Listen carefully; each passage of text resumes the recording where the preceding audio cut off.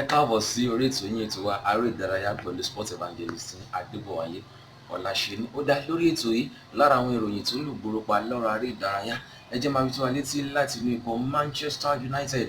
Agbábọ́ọ̀lù lọ́wọ́ ẹ̀yìn fún ikọ̀ Manchester United ìyẹn Luke Shaw ó ti tọwọ́ bọ ìwé àdéhùn ọlọ́dún 5 tuntun pẹ̀lú ikọ̀ Manchester United. Báyìí ìwé àdéhùn ni yóò máa fi gba nǹkan bí £190,000 lọ́sẹ̀ẹ̀sẹ̀ pẹ̀lú ikọ̀ Manchester United.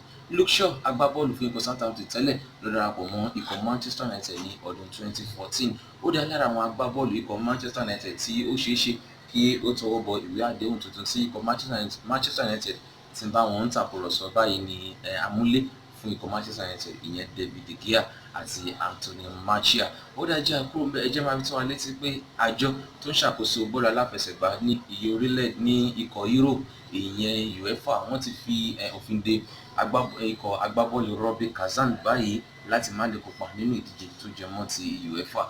Èyí wáyé nígbà tí Robbie Kazan tàpá sí wọ́n kùnà láti mú àdéhùn tí wọ́n ṣe pẹ̀lú àjọ UEFA ṣe nípa ti financial fair play tí wọ́n ṣe pẹ̀lú àjọ UEFA ní ọdún 2014. Ó dá jẹun kúrò ńbẹ̀. Ẹ jẹ́ àṣẹ́rí padà wálé. Ẹ jẹ́ máa fi tó wa létí pé àjọ CAF ìyẹn àjọ tí ń ṣàmójútó bọ́ọ̀lù aláfẹsẹ̀gbá ní ilẹ̀ adúláwọ̀ ti fi orúkọ àwọn ọmọ Nàìjíríà obìnrin léde gẹ́gẹ́ bí àwọn tí ó máa darí ètò gbogbo ní orílẹ̀-èdè Ghana níbi ìdíje tí ó jẹmọ́ ti àwọn obìnrin fún ilẹ̀ adúláwọ̀.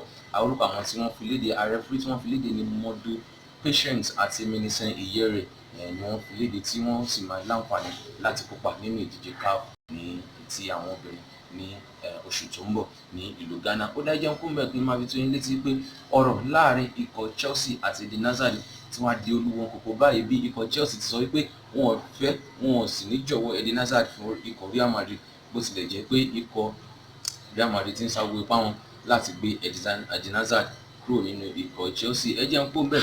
Ó dá láti fi káàdì ètò tòní lẹ̀. Ẹ jẹ́ máa fi tó wa létí pé Arsene Wenger akọ́nimọ̀ọ́gbá fún ikọ̀ Arsenal tẹ́lẹ̀ ti fi léde wípé ó ṣeé ṣe o tó bá ti di ọdún tó ń bọ̀ ó máa padà sí agbo bọ́ọ̀lù aláfẹsẹ̀gbá bó tilẹ̀ jẹ́ pé òbítíbitì àwọn ikọ̀ ló ti ń kọ̀wé sí bàbá yìí pé ó dà kí ó wá máa tukọ̀ wọn.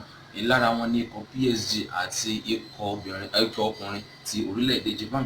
Ó dá mọ̀ọ́dé-mọ̀ọ́gẹ̀ pé ìpéjú báyìí làlàáfíà ní rí Dubai lórí ètò tuntun lórúkọ tèmi ò tí ì padà Adebowale Olaseni Sports Evangelist ló kì í pé àfi àìkú dẹ́gbẹ̀rà ó dà.